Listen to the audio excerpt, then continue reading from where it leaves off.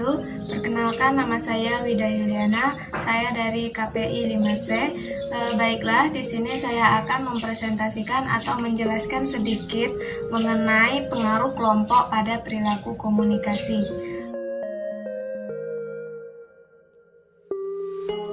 Pengaruh kelompok pada perilaku komunikasi ini ada 3 macam. Yang pertama yaitu konformitas, yang kedua fasilitas sosial, dan yang ketiga polarisasi.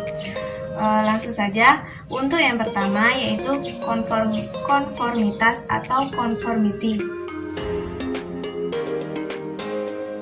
Menurut Kistler, konformitas adalah perubahan perilaku atau kepercayaan atau norma kelompok sebagai akibat dari adanya tekanan kelompok yang real atau yang dibayangkan.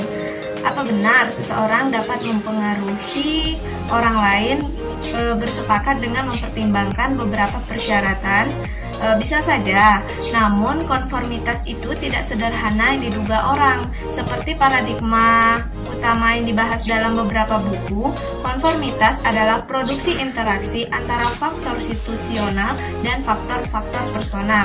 Faktor-faktor situasional yang menentukan konformitas adalah kejelasan situasi, konteks situasi, cara menyampaikan penilaian, karakteristik sumber pengaruh, ukuran kelompok, dan tingkat kesepakatan kelompok. Teori behaviorisme tentang ganjaran dan hukuman menjelaskan tentang gejala ini. Cara individu menyatakan penilaian dan perilakunya juga berkaitan dengan konformitas. Umumnya, bila individu harus menyatakan responnya secara terbuka, ia cenderung melakukan konformitas daripada ia diminta mengungkapkannya secara rahasia. Di samping faktor-faktor situasional, beberapa faktor personal erat kaitannya dengan konformitas, yaitu usia, jenis kelamin, stabilitas emosional, otoritarianisme, kecerdasan motivasi, dan harga diri. Pada umumnya, semakin tinggi usia anak, maka semakin mandirilah dia. Artinya, semakin tidak bergantung pada orang tua dan akan semakin kurang kecenderungannya untuk konformitas. Yang pertama, wanita lebih cenderung melakukan konformitas daripada pria.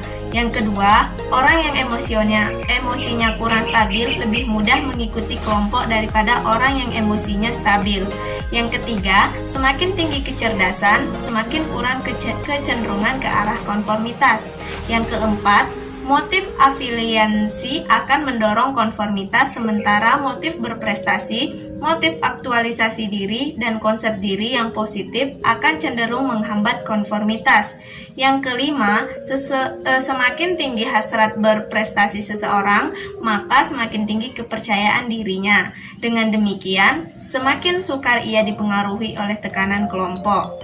Akan tetapi, semua pernyataan yang disebutkan di atas harus dilihat dalam hubungannya dengan faktor-faktor situasional.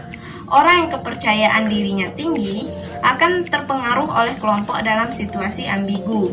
Konformitas tidak terlalu jelek, juga tidak terlalu baik. Artinya bergantung pada situasinya juga.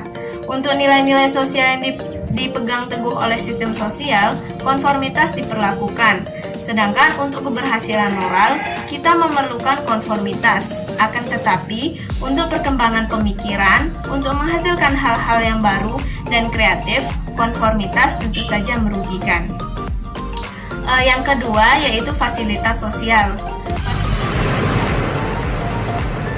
Fasilitas sosial sebetulnya bukan istilah yang tepat karena dalam beberapa hal, kehadiran kelompok justru cenderung menghambat pelaksanaan kerja.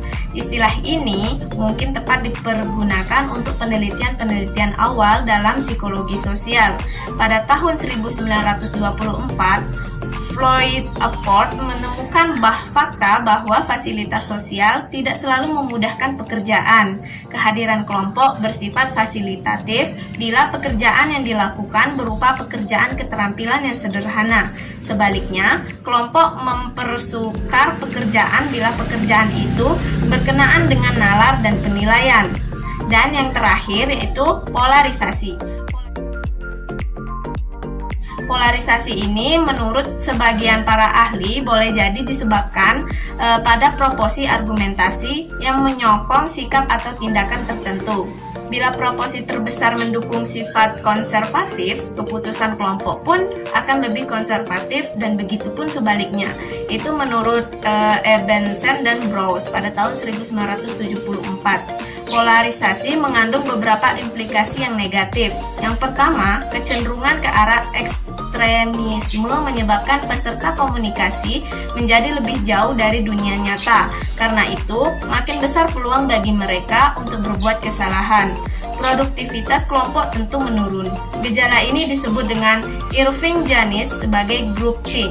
Polarisasi akan mendorong ekstremisme dalam kelompok gerakan sosial atau politik. Kelompok seperti ini biasanya menarik anggota-anggota yang memiliki pandangan yang sama. Ketika mereka berdiskusi, pandangan yang sama ini semakin dipertegas sehingga mereka bertambah yakin akan kebenarannya. Keyakinan ini disusul dengan merasa benar sendiri atau self-righteousness dan menyalahkan kelompok lain. Proses yang sama terjadi pada kelompok saingannya. Terjadilah polarisasi yang menakutkan di antara berbagai kelompok dan di dalam masing-masing kelompok itu sendiri, menurut Meyers dan Bishop pada tahun 1970. Mungkin itulah tadi presentasi singkat yang dapat saya sampaikan. Maaf apabila ada kata yang salah. Kepada Allah saya mohon ampun. Wabillahi taufik walhidayah. Assalamualaikum warahmatullahi wabarakatuh.